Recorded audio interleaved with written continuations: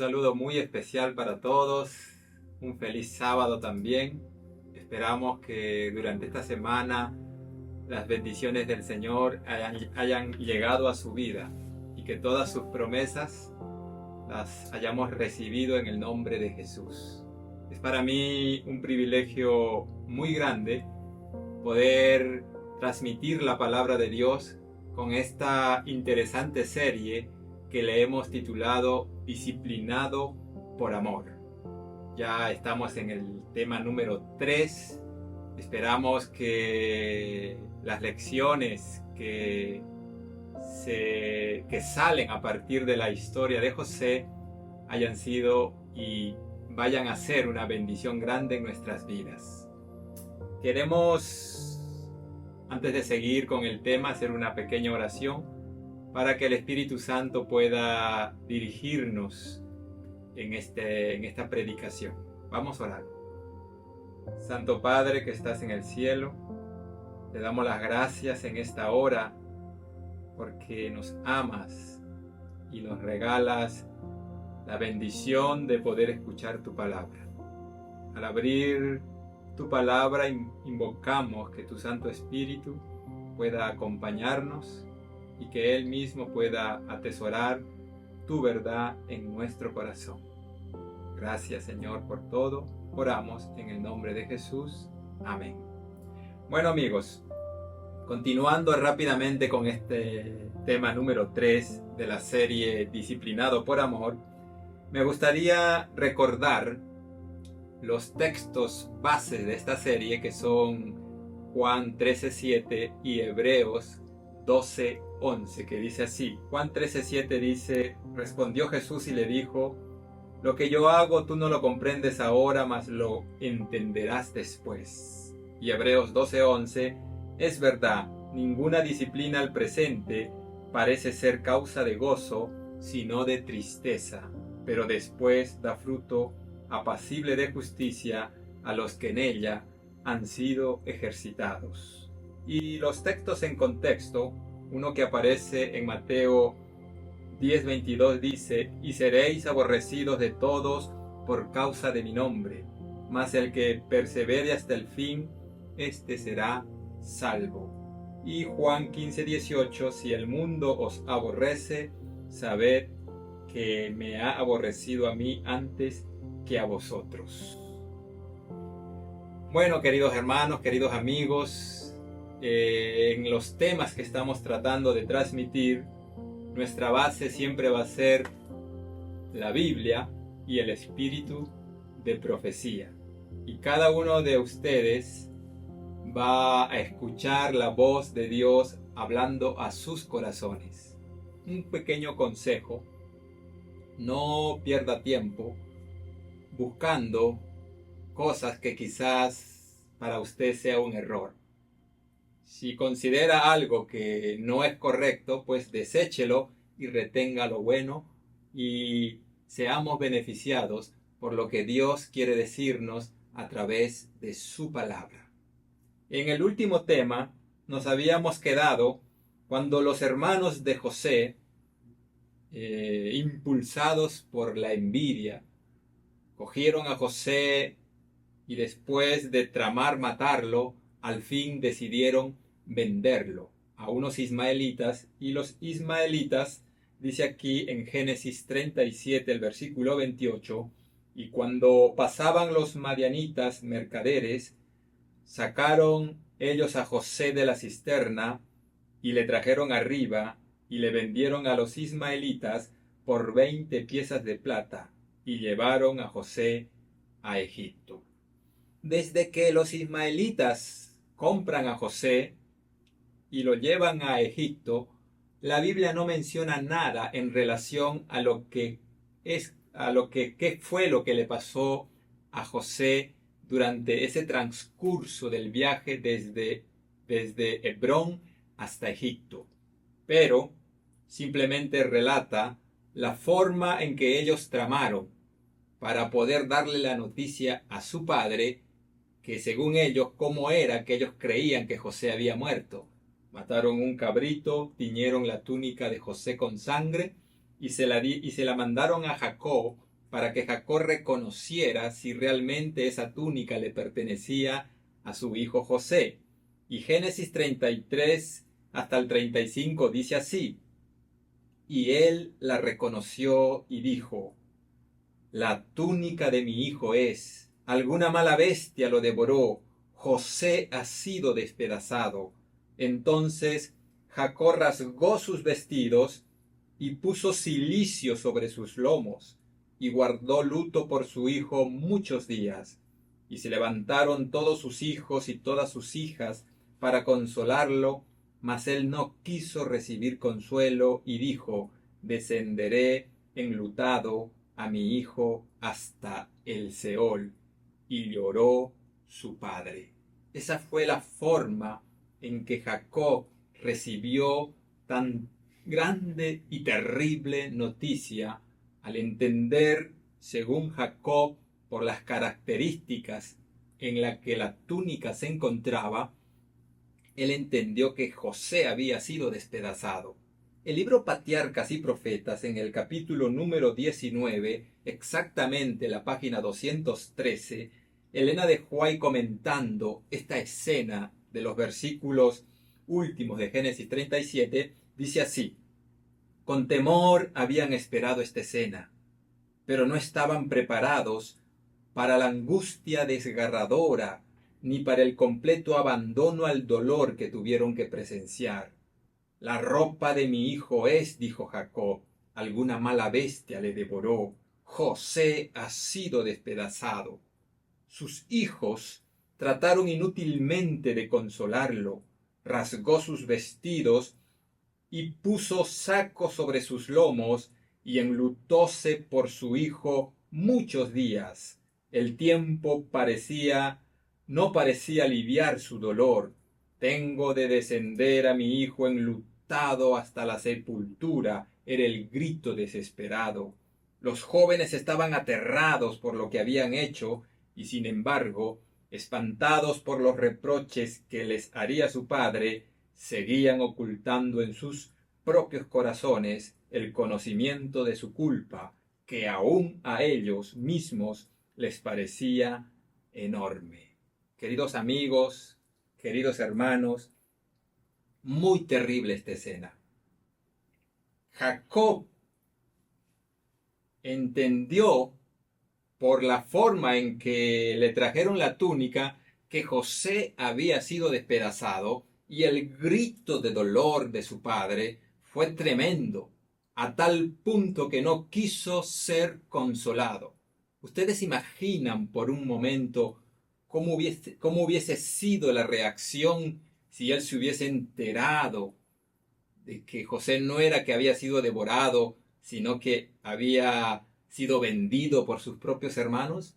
¿Se imaginan si tan solo Jacob se enterara de eso, cómo hubiese sido la reacción terrible de este pobre anciano? Es que Jacob, hasta cierto punto, se sentía culpable, porque fue él el que llama a José y lo envía a sus hermanos. Y yo me imagino que el pobre viejo, al ver la circunstancia terrible en que la túnica se encontraba, él se sentía culpable. ¿Por qué mandé a mi hijo? ¿Por qué permití que fuera para allá? Eso a mí me parte el corazón, ver cómo el odio que que nosotros nos permitimos albergar por alguien puede crecer a tal magnitud que nos hace incapaces, inconscientes de poder ser sensibles ante el dolor ajeno. Pero vamos a seguir con lo que la palabra del Señor nos dice, porque este es un conflicto, mis queridos amigos, y es un conflicto que es real, un conflicto entre el bien y el mal, el conflicto cósmico que se desarrolla en cada corazón, en cada individuo, en cada familia, en cada matrimonio, en cada relación que podamos tener con uno o con otro. Ese es un conflicto interno que nosotros necesitamos ser conscientes que existe, para poder pedirle al Señor que nos ayude a manejarnos de tal manera que respondamos, que reaccionemos como corresponde a un hijo de Dios. Como dije al principio, la Biblia no habla mucho en relación a lo que le sucedió a José desde que los ismaelitas lo compran hasta que él llega a Egipto.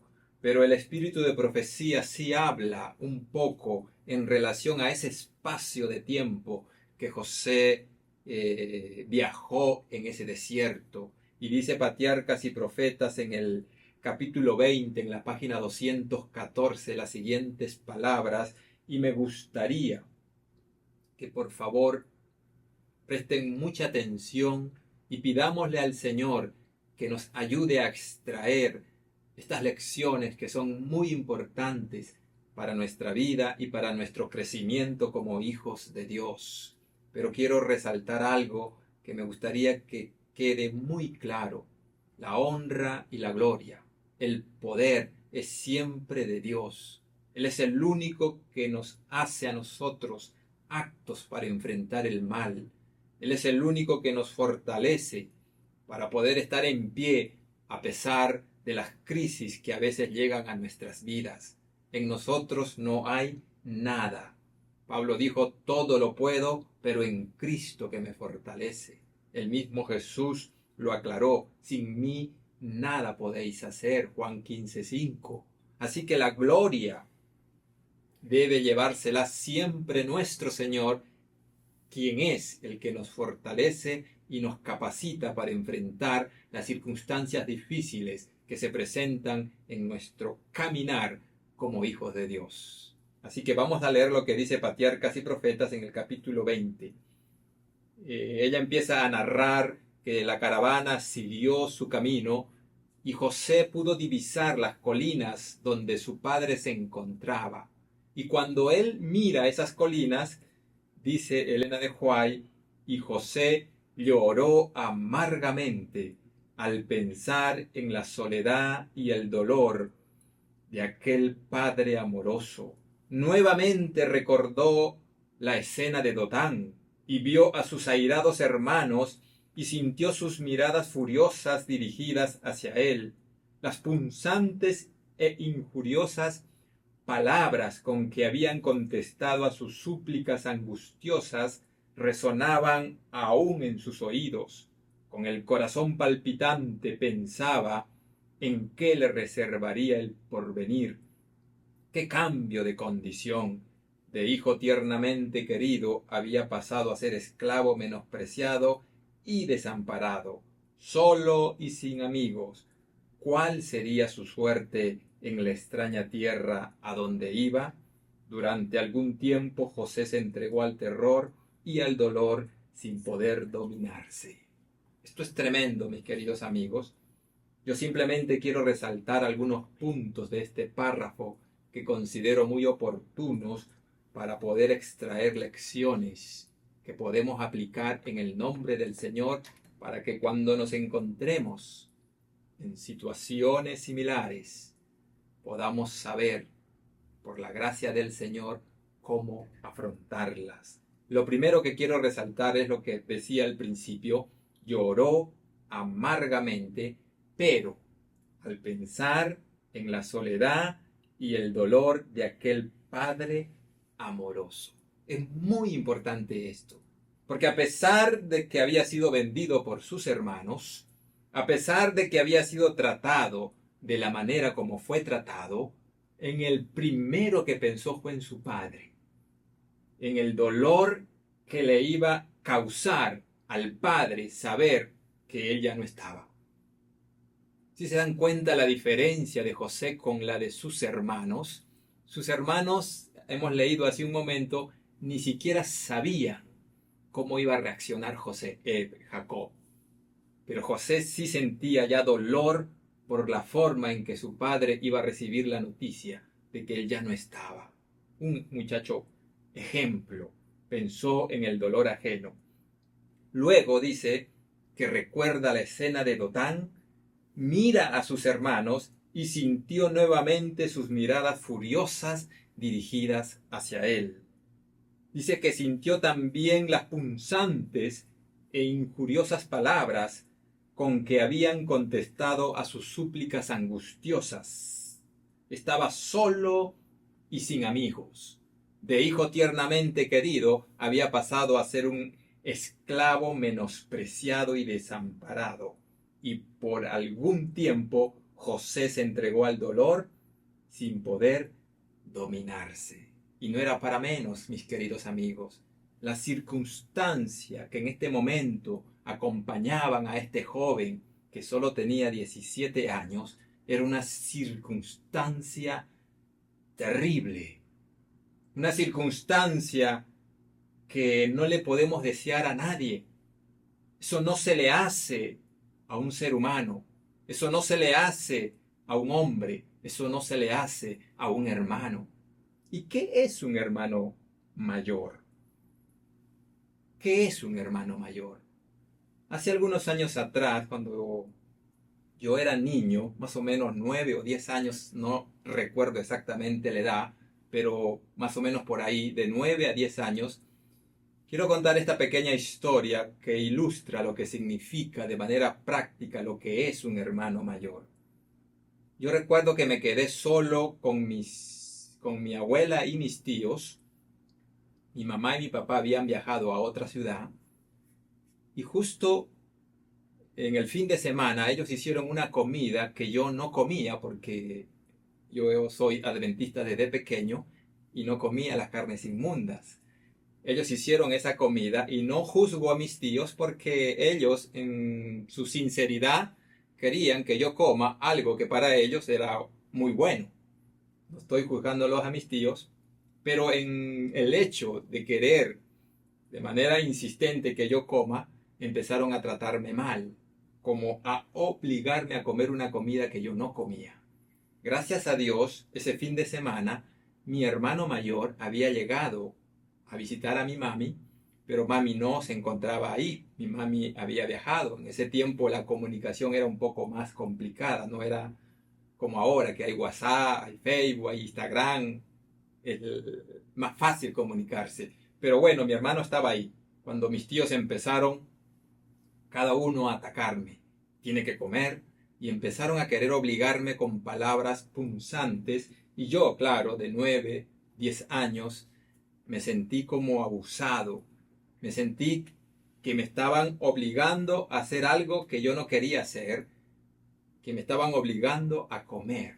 Y en mi niñez, en mi tierna edad, lo único que opté era a quedarme como callado y a sentirme impotente porque nadie me defendía. Y cuando cogía la cuchara para llevarme la comida a la boca, mi mano temblaba de miedo. En ese momento escuché una voz que dijo, si no quieres, no comas. Y me retiró el plato. ¿Saben quién era? Era mi hermano mayor, que cuando miró a su hermano pequeño, que estaba tratado injustamente, cuando miró que todos mis tíos empezaron a usar palabras, esas palabras gruesas que no aparecen en el diccionario, él tuvo compasión de su hermano pequeño y me defendió. Y en ese día yo me sentí defendido, me sentí protegido, sentí que tenía un hermano mayor. Pero en la historia que estamos tratando, José no tuvo un hermano mayor que lo defendiera. José no tuvo un hermano mayor que cuidara de él. Un hermano mayor, mis queridos amigos, es confianza, es seguridad, es protección, es defensa y mucho más. Un hermano mayor es lo que ellos hicieron años más adelante, cuando vinieron a comprar alimento a Egipto y la copa de oro fue encontrada en el costal de Benjamín y todos regresaron a la ciudad porque ninguno quería irse sin Benjamín y Judá. Ese mismo Judá que se le ocurrió vender a José se ofreció a Faraón en lugar de Benjamín. Eso es un hermano mayor. Pero José no tuvo en este momento un hermano mayor. Ahora, avanzando con la idea. ¿Dónde estaba Dios en el momento de la crisis por la que José estaba pasando.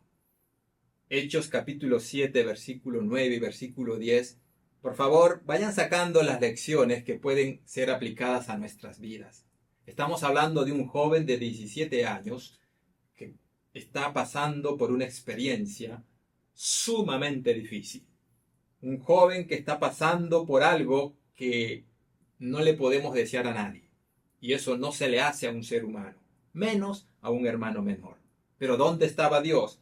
Dice Hechos 7, 9 y 10, los patriarcas, movidos por envidia, vendieron a José para Egipto, pero Dios estaba con él y le libró de todas sus tribulaciones. Como primer punto que quiero resaltar, dice allí que los patriarcas movidos por envidia. Es que tuvo que ser por envidia. Fue por envidia que lo vendieron. Porque hemos visto en los temas anteriores que el carácter de José era puro, activo y alegre y se deleitaba en obedecer a Dios. ¿Cómo odiar a un joven con esas características? Solo tiene que ser la envidia, la que nos va carcomiendo por dentro, que nos hace reaccionar de una manera que no somos capaces de mirar la belleza del carácter de la otra persona, que no merecía de ninguna manera ese trato cruel que se le estaba dando. Por envidia, dice, fue vendido, pero Dios estaba con él. A lo largo de la palabra tenemos promesas donde nosotros mismos hemos leído que Dios se ha comprometido a estar siempre de nuestro lado. El Salmo 23 dice, aunque pases por valle de sombra y de muerte, yo estaré contigo. Isaías 43, versículo 1, versículo 2, menciona que aunque pases por las aguas, no te vas a mojar. Aunque pases por el fuego, no te vas a quemar, porque yo soy Jehová, tu Redentor, el que te acompaña, el que te cuida, el que te protege. Y para la gloria del Señor, cuando José estaba pasando por esa circunstancia difícil, dice Hechos capítulo 7, versículo 9, Jehová estaba con José. ¿Y saben cuál es la garantía de que Jehová estaba con José? Porque, hermanos, ¿qué esperanza tenía José de liberación cuando 10 hombres más grandes y más fuertes que él decidieron matarle? ¿Qué esperanza tenía José de evitar esa muerte? Ninguna. Pero Dios estaba con José. Dios nunca nos abandona. Vamos a seguir con las promesas que tenemos de parte del Señor. Isaías 49, 14 y 16 dice, pero Sión dijo, me dejó Jehová, el Señor se olvidó de mí. Y la pregunta del versículo 15 dice, ¿se olvidará la mujer de lo que dio a luz para no compadecerse del hijo de su vientre? Aunque olvide ella, yo nunca me olvidaré de ti. He aquí en las palmas de las manos te tengo esculpida, delante de mí están siempre tus muros. Mis queridos amigos, uno de los textos en contexto decía, y seréis aborrecidos de todos. Jesús dijo en Juan 15, 18, si el mundo os aborrece, sabed que a mí me ha aborrecido antes que a vosotros. Y quiero organizar esta idea para que se nos quede en la mente y vamos cerrando con este tema número 3. Espero en el Señor que nuestro Dios nos haya hablado al corazón y que podamos ver de una manera clara y práctica este conflicto entre el bien y el mal. Pero Jesús se nos adelanta y nos dice, si el mundo os aborrece, sabed que a mí me aborreció antes que a vosotros. Juan 15, 18. Hermanos, Este conflicto es real. Patriarcas y Profetas, en el capítulo 19, la página 210, dice, cuando José cuenta los sueños a sus hermanos, hay una declaración que quiero resaltar en función a la idea que estamos tratando de transmitir justamente en este momento. Dice así: en aquel momento en el que el joven estaba delante de ellos, iluminado su hermoso semblante por el espíritu de la inspiración, sus hermanos no pudieron reprimir su admiración, pero no quisieron dejar sus malos caminos y sintieron odio hacia la pureza que reprendía sus pecados. El mismo espíritu que animara a Caín se encendió en sus corazones. Es que José no tenía nada que hiciera que lo odiaran, sino su pureza, su confianza en Dios y su carácter noble, puro y activo. Pero Satanás, cuando miraba a José, miraba a un joven que tenía que desaparecer porque lo insultaba, lo desenmascaraba ante todo el universo. ¿Cómo es posible que existiera un joven de 17 años que se deleitara en obedecer a Dios? La única razón que hay para entender ese maltrato que los hermanos le dieron a José es la envidia. Esa misma envidia que el diablo encaminó contra Jesús cuando estuvo aquí en la tierra. Por eso Jesús nos advierte: si el mundo os aborrece, sabed que a mí me aborreció antes que a vosotros. Pilato le dice, y es tremendo porque el diablo usó a sus propios hermanos. Y cuando vino Jesús, usó a su propio pueblo para destruirle. El mismo principio se ha ido repitiendo a través de la historia y se seguirá repitiendo hasta el fin. Pilato le dijo: pero es tu nación y los principales sacerdotes, estoy citando Juan 18, ellos te han entregado a mí, ¿qué has hecho?, le dijo. Y Jesús respondió unas palabras que quiero que se queden en nuestros corazones. Jesús respondió y dijo: es que mi reino no es de este mundo. Hermanos, no somos de este mundo. Jesús termina diciendo: si fuera de este mundo, mis servidores pelearían para que no fuese entregado a los judíos. Pero ahora digo, mi reino no es de aquí. Por eso Juan 1 dice: a los suyos vino y los suyos no le recibieron. Este es un conflicto real. Y nosotros necesitamos ser conscientes que en la medida en que permitamos que la gracia de Dios trabaje en nuestros corazones, en la medida en que le permitamos al Espíritu Santo hacer posada en nuestra mente, el odio se levantará de la misma manera que se levantó con José y de la misma manera que se levantó contra Cristo. Pero gloria sea a Dios que el Señor no nos abandona, que el Señor no nos deja, sino que está con nosotros. Y quiero cerrar con esta declaración que aparece en Patriarcas y Profetas, el capítulo 20 y la página 214. Yo cito el capítulo para que sea fácil de encontrarlo, de encontrar la cita para cualquiera de ustedes que quisiera encontrar la declaración que leo. Hay muchas versiones de Patriarcas y Profetas y quizás las páginas cambien de libro en libro, ¿no?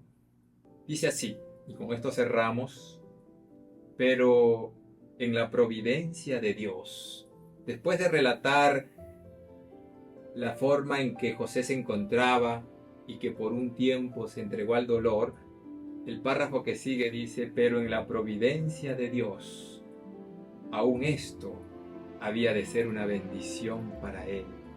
Aprendió en pocas horas lo que de otra manera le hubiera requerido muchos años. Lo que yo hago, tú no lo entiendes ahora, pero lo entenderás después.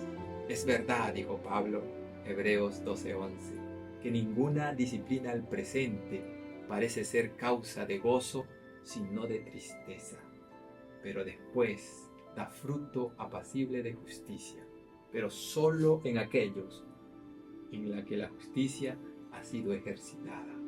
Que el Señor nos ayude, que el Señor nos pueda bendecir grandemente. Es mi deseo y oración.